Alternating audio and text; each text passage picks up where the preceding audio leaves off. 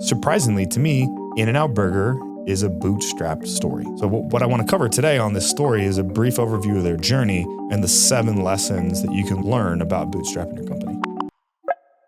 Today, they're worth, they don't really know, somewhere between $3 billion and $13 billion. Right.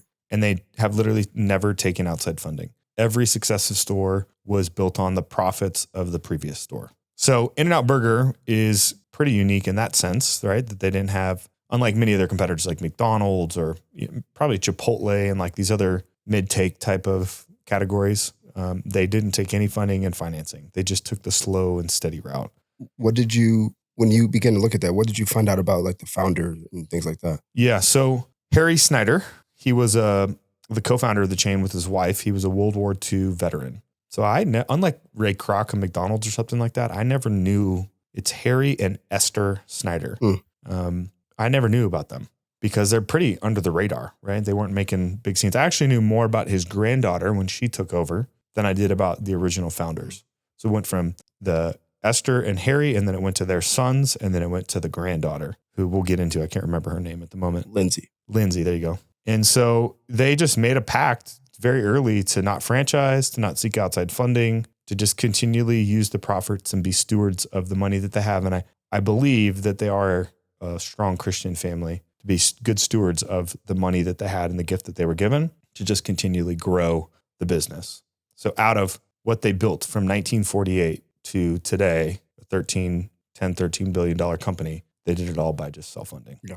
So what I want to cover today on this story is a brief overview of their journey and the 7 lessons that you can learn about bootstrapping your company. Come on. Sound good? Let's dive in. So I didn't know this, but number 1, innovative beginnings. So I did not realize that In-N-Out Burger was one of the first drive-through hamburger stands in California. So Harry, who was primarily a cook in World War II, that was like what his role was, developed a really simple menu and just focused on quality over quantity. And it's still that way today, right? 100%. Fresh cut fries, burger, shakes. That's it. That's all you can really get. So the menu was just that, burgers, fries, and drinks. But then taking it a step further, they were the first person to expedite the drive-through process, right? So he created the two-way speaker box.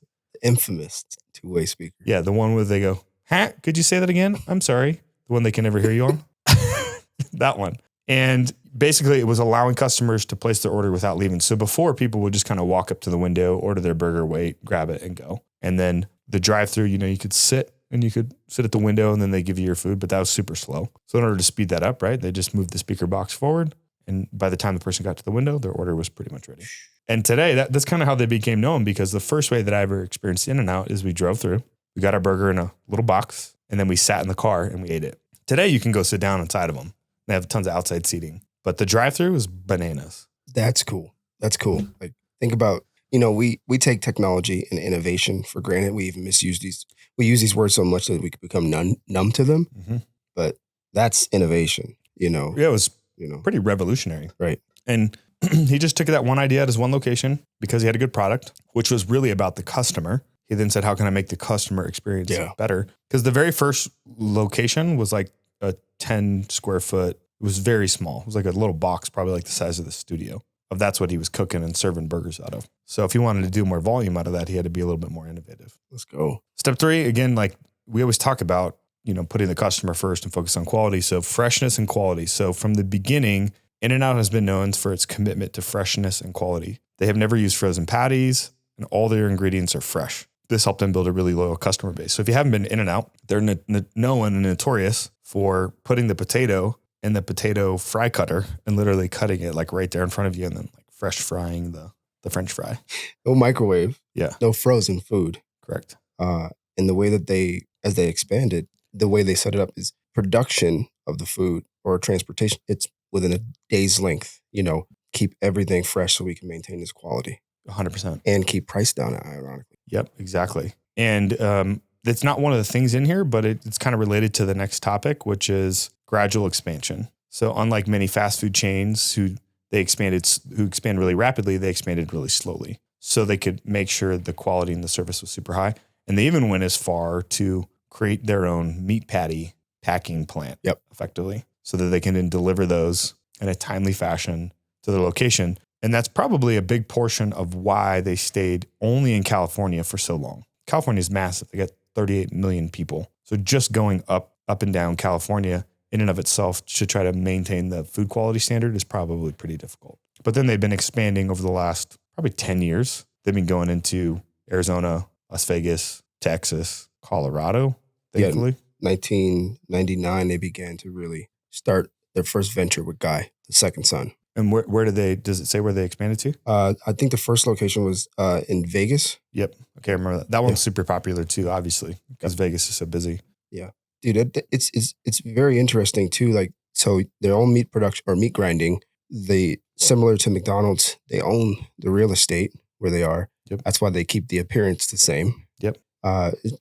It's just really sweet to hear that and say, okay, these people are thinking forward. Okay, we want to maintain control so we can always operate within our principles. Yep. That was the key thing and by not taking on a lot of debt and not taking outside capital, there was no exit horizon that they were forced into trying to accomplish or achieve. And as a byproduct, they were able to create really good employee programs. So one of the desirable jobs is to become an in-and-out manager. I mean, you can make six figures yeah, as an in-and-out manager, which is pretty impressive in the fast food space. Right? And you get a share of profits. And you get a share of profits as well. Are you thinking about leaving me? No, I'm good. I'm locked in, baby. We're rolling till the wheels fall off. You're not thinking about going to work at it? I mean, I do want that 4x4 on demand now that I heard about it. Are we going to lunch after this? I got to take my family there first. Okay. All right. I'll let you slide this time. So because they've done such a great job of controlling the debt, they were able to keep the business in the family and pass it down from generation to generation. So one of the key things that I think you should take away is just changing your time horizon and thinking about, are you building a business that could be, put it like this, options are a good thing. Could be sold, could be franchised, could be licensed, could merge with another company, could be passed down in a legacy format to the next generation. And what they built was a pretty legacy business. And it has remained a family business since 1948, which is wild. Dude, what is crazy to me, that I just, not crazy, I'm exaggerating, but it's really impressive is that, okay, when you have your principles, you know why you're doing it, you know who you're doing it for, foundation's grounded, you have a system that works, that sets you up for the long haul, right? And then literally they lost 3 of their CEOs / president, Harry, Rich, the first son, the older son, and then Guy, second son. And then in between Guy's death and Lindsay taking over, there was one other person who was in the family. He was in the family by marriage. But while that was happening, they were grooming Lindsay to take over. And so I just see this principle in these systems, and the system works. We know who we are. We know why we're doing it, who's involved, kind of people. It's just impressive to see, when you lose three CEOs over the span of let's just say 25 years, it's easy for, someone to come in, or, the guy who comes in is like, I'm not giving this to Lindsay, but he's like, nope, she's being prepared. She's the heiress. She's got to grow though. And a lesson in that is just legacy planning. Yeah. So I once sat down with a guy who was head of a multi-family office. So they were managing billions of dollars for very, very wealthy families. And the one thing that he said that stuck out to me the most was the legacy transfer, wealth transfer from one generation to the next is generally where the breakdown in legacy wealth happens. And so they actually had dedicated resources, counselors, coaches, attorneys, etc., that all worked together to structure the trust and structure the transition plan, and then coach up and mentor that person to take over the business and the wealth long before it was their time. Because they typically say that the generation that made it versus the generation that ultimately receives it, like 2, they respect it, but generation 3, they don't respect it. And they'll just sell off assets to go get money, blow it, and then by the 3rd generation, it's gone. And so they clearly, based off of what you said, have had a really strong legacy planning structure so that each successor comes on board and knows exactly what needs to be done, knows that it's not their company to ultimately own. Right. So that control or that power is ultimately out of hand. They're probably just an employee, and there's probably a strong board of directors. I can't really find that information. I tried looking for it. Yeah, it's not really out there. They're pretty mum on a lot of things internal. Yeah. But the principles are it's ironically though, the principles are very public. Correct. But the practice, we don't know about. And I alluded to this a little while ago, but strong evangelical Christian family. And so there's those principles of stewardship just built into everything that they do. And that comes to obviously the business that they built, the family caring for it, but also it comes down to their customer, how they think about their customer and the product. And as a result of doing that, they have built a cult following. Yeah, for sure. I mean, right? I mean, dude, every In-N-Out time, every time I visited an In-N-Out, it has been madness. Like Yeah. I'm like legit pandemonium. Yep. And the new thing they do is they put In-N-Outs right next to Raising Cane's. So from the Southeast, you got Raising Cane's and In-N-Out together. The West and the East Coast come together and just, it's bananas. Wow. They've been able to leverage, some intentionally, but a lot of it unintentionally, influencer marketing before influencer marketing was a thing. Correct. Because of the cult following. These, celebrities, what is this all about? They're snapping photos and they're leveraging, this is the place to be. And so they're like the Apple of burger fast joints. food. I'm telling you, right? People, I mean, you heard about the story down in Colorado Springs when they first, or not Colorado Springs, Thornton, when they first opened that one. No. People were waiting in line for like 6 hours. Bro, stop. To eat a burger when you very easily could have just went in the next week and nobody was there. And you could have just went right through in 20 minutes. But those people wanted to be first. We're right? doomed, bro. Yeah, we are doomed. People get into fights and stuff. 6 hours, dude, get out of here. Shoot. But so we already talked about this, but they do have a secret menu, which kind of has contributed to that like cult-like following. I didn't even know this when I was doing our research. I was like, yo, time out. So I'll tell you a story about that. So we had a fight night on Saturday night, watched the UFC fights. And my friend and one of the trainers that works at the gym, she shows up. She's pregnant. She's got In-N-Out. And she's all excited. And I'm like, oh, did you get a 4x4? She's like, what's that? I'm like, you don't know about a 4x4? And I instantly felt like cool because I was like, she doesn't know about the secret menu. So it's a real thing. Yeah, I get that. And then kind of number 7, expansion and current status. So In-N-Out Burger has expanded primarily because of Lindsay outside the state of Arizona, outside the state of California to Arizona, Nevada, Utah, Texas, Oregon. And despite its growth, the company has stayed true to its original principles of quality, freshness, and customer service. They finally cracked that code and they were unwilling to actually move until they figured it out. And even when they came to Colorado, it's taken them almost 4 years between putting the one that's 45 minutes away to putting the new one that just opened right here in Northern Colorado. Right. So again, their whole principle is just built around slow is smooth, smooth is fast. And they're not willing to sacrifice that just to get locations open. 100%, man. Which, dude, principles matter. It just matters so much. Principle and systems. 100%. So the big takeaway is In-N-Out's story is a testament to the power of maintaining a simple, focused business model and the importance of quality and customer service in building a lasting brand. That's the biggest takeaway. Change your time horizon. Business is not about who's first. It's about who can stay in the game the longest. One of the wild things is, so Harry, 18 locations before he dies. That's not very many. No, not very many at all. But then Rich comes in, takes him to 75. Then Guy comes in, opens another 47. So we're at 122, 32, 122. And then all the major growth has happened with Lindsay at the helm to where they're at 400 branches. Wow.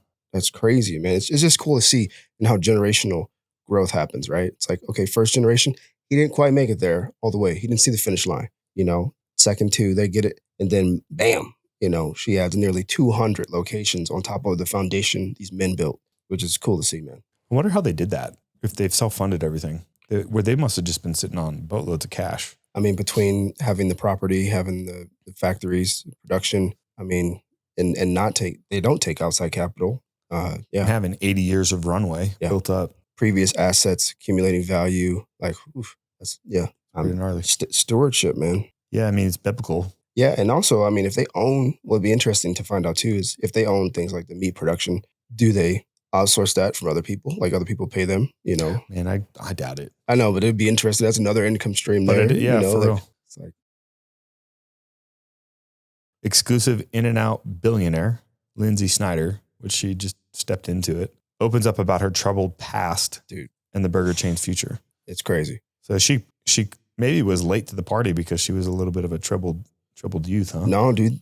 Well, at least from but at least from what I saw, dude, Rich and Guy, abrupt ending, but Guy was her father, I believe. And he struggled, dude. He died from overdose. Oh, wow. Yeah, that's why he died. He died at 48 from an overdose. Of drugs? Yeah, Man. drugs. But she struggled. She had 3 marriages, alcoholism, a bunch of stuff, bro. By the time I think she was 18, she was already dealing with marital conflict while stepping into the business. And so Yeah. you take a 20-year-old woman with marital problems, attach her to $1 billion business and say, run it.